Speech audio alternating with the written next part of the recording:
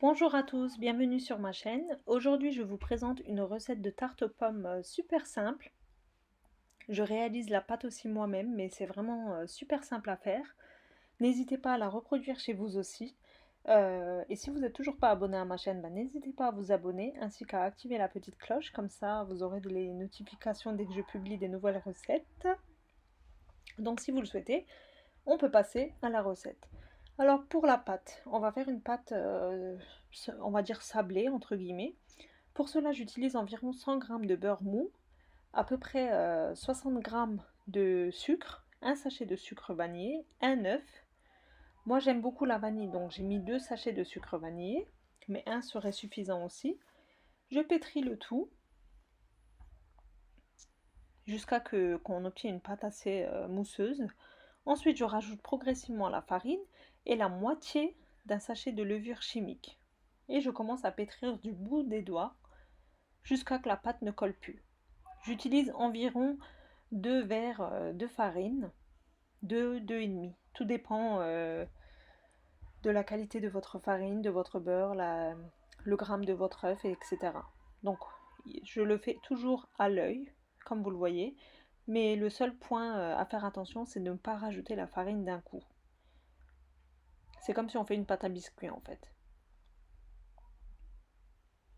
Donc je verse environ 2 verres, alors que les verres que j'utilise c'est 200 ml.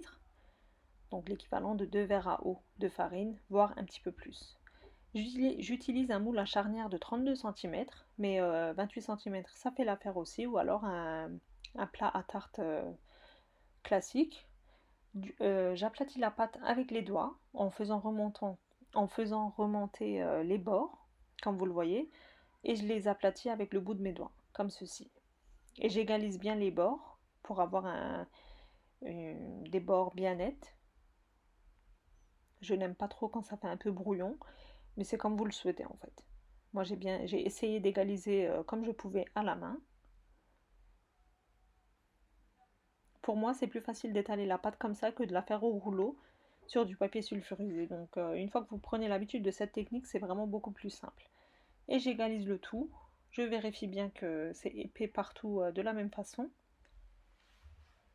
Là ensuite j'ai 3 à 4 pommes rouges que j'ai pelées et enlevé les pépins. Je les coupe en quartiers, en petites tranches. Et je vais les disposer l'une à côté de l'autre sur ma pâte. Je dispose mes pommes comme une tarte aux pommes classique, mais je ne vous cache pas que des fois quand je suis pressée, je coupe mes pommes en petits cubes et je les mets directement comme ça à l'arrache sur ma pâte et je mets ma sauce. Donc là aujourd'hui j'ai fait attention au visuel, donc j'ai fait une tarte aux pommes classique, on va dire ça comme ça. Mais si vous êtes pressé, si vous ne faites pas attention au visuel, vous pouvez très bien mettre les pommes coupées en petits cubes et directement la sauce sur le dessus.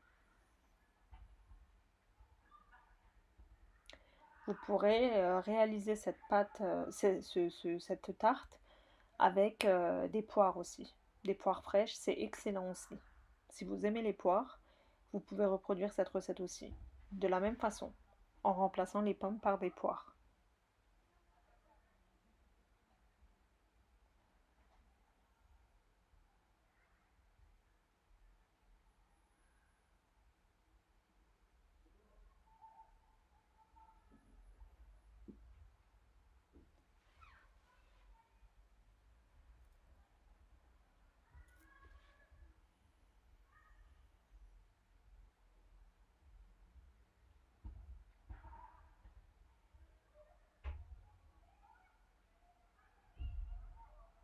Voilà, j'ai mis toutes mes pommes comme ceci. J'ai préchauffé mon four à 175 degrés. Dans un petit bol, j'ai 2 œufs entiers. Je verse l'équivalent de 120 g de sucre, 2 sachets de sucre vanillé,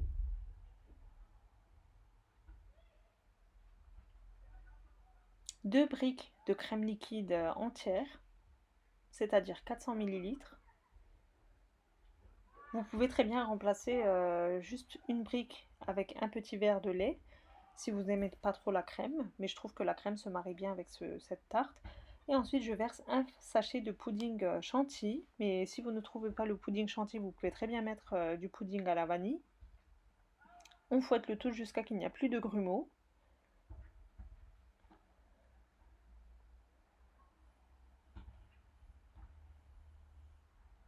Et je verse ma sauce sur mes pommes.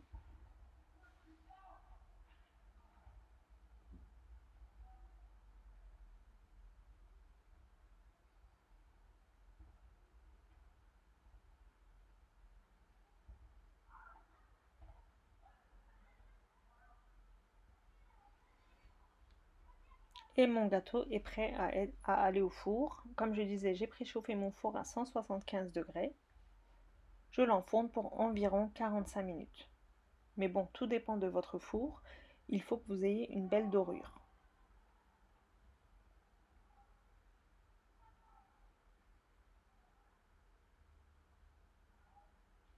Voilà, mon gâteau est prêt, il est sorti du four. Bien attendre qu'il refroidisse. Sinon, ça risque d'être un petit peu liquide au niveau de la crème. Donc une fois refroidi, on peut enlever le gâteau du moule.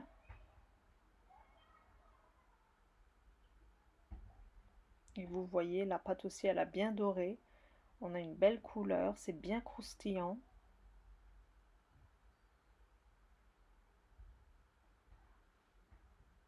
Et là, je vais vous couper une part pour vous montrer l'intérieur, la texture. Franchement, c'est excellent. N'hésitez pas à la reproduire chez vous aussi, c'est vraiment super simple. Comme je le dis à chaque fois, je le répète, mais peut-être que vous ne l'avez pas vu dans les vidéos précédentes. J'aime beaucoup partager des recettes faciles et pratiques, des recettes que d'après moi, tout le monde est capable de réaliser. Voilà, donc je ne veux pas compliquer les recettes. J'essaie de les faire de manière assez simple pour que tout le monde puisse comprendre et faire facilement chez soi. Voilà, j'espère que cette vidéo vous aura plu aussi. Comme je le disais, n'hésitez pas à reproduire cette recette chez vous. J'attends vos retours avec impatience. Bon, si vous n'êtes toujours pas abonné à ma chaîne, n'hésitez pas à le faire. C'est tout pour moi pour aujourd'hui. Je vous dis à bientôt pour une prochaine recette. Bye bye!